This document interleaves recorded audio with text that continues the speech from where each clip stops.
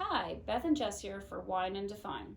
Today we're going to talk about what are pleadings and how are they relevant to my case. What exactly does a complaint for divorce mean? What does an answer to counterclaim mean? So Beth is going to tell us a little bit about that. Okay, the complaint for divorce is how we start an action. It's a very important document because it puts your spouse on notice as to what kind of relief you are seeking in the divorce. Are you looking for alimony? Are you looking for custody? Are you looking for child support? It puts the other side on notice and it registers with the court what kind of issues are going to be involved in your case.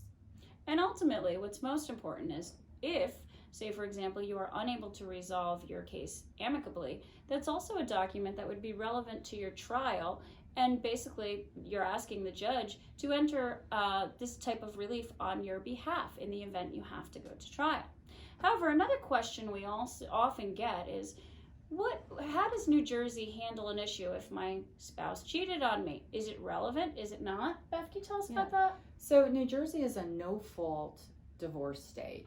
And people get confused with that because you can still file your complaint for divorce and you can do it on fault grounds. You can still file a complaint in divorce and say, my spouse committed adultery, or my spouse is intoxicated all the time and has a problem, alcoholism, or my spouse is incarcerated, or my spouse has participated in extreme cruelty.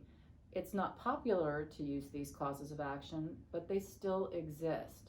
The no-fault piece of it has to do with how we divide up assets. And in the state of New Jersey, the fault component has no relationship to how the assets are divided. That's going to be done equitably. And of course, what is the most popular cause of action, as we call it, that people file under today? Well, most people today file for irreconcilable differences. No one has to air their dirty laundry about who did what to whom in court papers.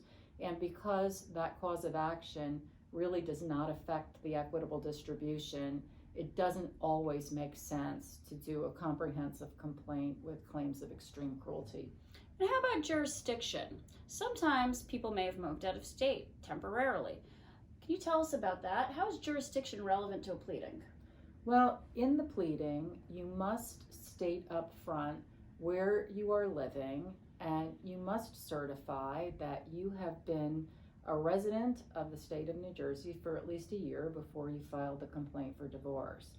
If you move out of state and you've been out of state for a long period of time, you can't come back on the basis that you once lived here. You must have been living here prior to filing your complaint for divorce. So ultimately, that's going to determine, I guess is what you're saying, Beth, to the judge and to the attorney whether or not this case is even relevant for the state of New Jersey. Because as Beth mentioned, if somebody moves out of state, they can't file here. They would have to most likely file in another jurisdiction. Correct.